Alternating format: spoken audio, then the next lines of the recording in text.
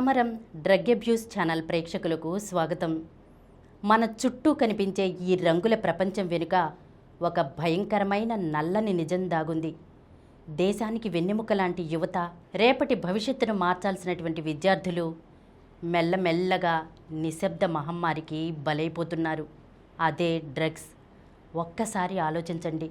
తల్లిదండ్రులు తమ పిల్లలు బాగా చదువుకుని ప్రయోజకులవ్వాలని స్కూల్స్కి, కాలేజీలకి పంపిస్తుంటే వాళ్ళు చెడు స్నేహాల బారిన పడి డ్రగ్స్కి అలవాటు పడి తమ జీవితాలను పూర్తిగా నాశనం చేసుకుంటున్నారు.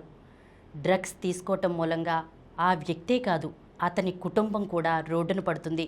నేను ఈరోజు మీ ముందుకు వచ్చింది కేవలం ఒక్క కథ చెప్పడానికే కాదు, మన కళ్ళ ముందే నాశనమైపోతున్న ఒక తరాన్ని చూసి సమాజంగా మనం ఎటువైపు వెళ్తున్నామా అని ప్రశ్నించడానికి. ఈరోజు నేను మీకు చెప్పబోయే కథ డ్రగ్స్కు బానిసైన ఒక విద్యార్థి కథ. అజయ్ ఒక ప్రైవేట్ స్కూల్లో 10th క్లాస్ చదువుతున్న మంచి స్టూడెంట్. ఎప్పుడూ ఫస్ట్ లేదా సెకండ్ ర్యాంక్ వచ్చేది. కానీ క్లాస్ మారుతున్న కొద్దీ చదువు ఒత్తిడి పెరిగింది. ఇంట్లో అమ్మా నాన్నల అంచనాలు ఎక్కువయ్యాయి. సరిగ్గా అదే సమయంలో అజయ్కి స్కూల్లో కొందరు చెడు స్నేహితుల పరిచయం ఏర్పడింది. ఒకరోజు ఎగ్జామ్ టెన్షన్లో ఉన్న అజయ్కి ఒక స్నేహితుడు ఒక చిన్న ట్యాబ్లెట్ ఇచ్చి, ఇది వేసుకుంటే టెన్షన్ తగ్గిపోతుంది, రాత్రంతా నిద్ర రాకుండా చదువుకోవచ్చు అని చెప్పాడు. మొదట్లో అజయ్ భయపడి వద్దు అన్నాడు. కానీ ఒత్తిడి తట్టుకోలేక ఒకసారి ట్రై చేశాడు. ఆ క్షణానికి ఏదో తెలియని ఉపశమనం దొరికినట్లు అనిపించింది. కానీ అది ఒక పెద్ద ఊబి అని అజయ్కి తెలియదు. మెల్లగా ఫ్రెండ్స్ గ్యాంగ్స్తో కలిసి డ్రగ్స్కి అలవాటు పడిపోయాడు. డ్రగ్స్ అలవాటైన కొన్ని రోజులకే అజయ్ జీవితం తలకిందులైంది. ఎప్పుడూ క్లాస్ ఫస్ట్ వచ్చే అజయ్ మార్కులు దారుణంగా పడిపోయాయి. క్లాస్లో నిద్రపోవడం, స్కూల్ బంక్ కొట్టడం మొదలుపెట్టాడు. ఆకలి చచ్చిపోయింది. బరువు తగ్గిపోయాడు. కళ్ళు ఎప్పుడూ ఎర్రగా ఉండేవి. కోపం, చిరాకు, డిప్రెషన్ ఎక్కువయ్యాయి. డ్రగ్స్ కొనడానికి డబ్బులు సరిపోక ఇంట్లో అమ్మ నగలు, డబ్బులు దొంగతనం చేయడం మొదలుపెట్టాడు. అడిగితే గొడవ పడేవాడు. ఒకరోజు డ్రగ్స్ ఓవర్డోస్ అవ్వడంతో అజయ్ క్లాస్ రూమ్లోనే స్పృహ తప్పి పడిపోయాడు. స్కూల్ యాజమాన్యం వాళ్ళు పేరెంట్స్ని పిలిపించారు. కొడుకు పరిస్థితి చూసి ఆ తల్లిదండ్రులు గుండె పగిలేలా ఏడ్చారు.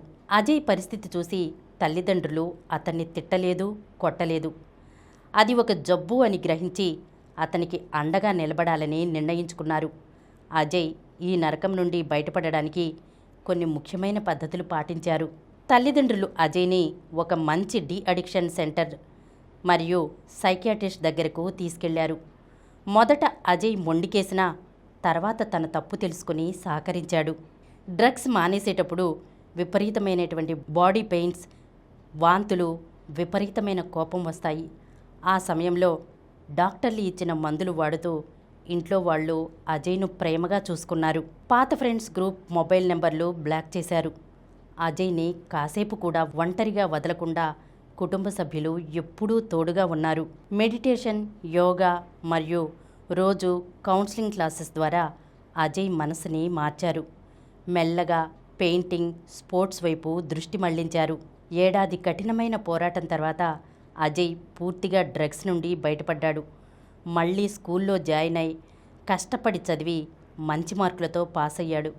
ఇప్పుడు తనే స్వయంగా మిగతా స్టూడెంట్స్కి డ్రగ్స్కి వ్యతిరేకంగా అవేర్నెస్ ఇస్తున్నాడు.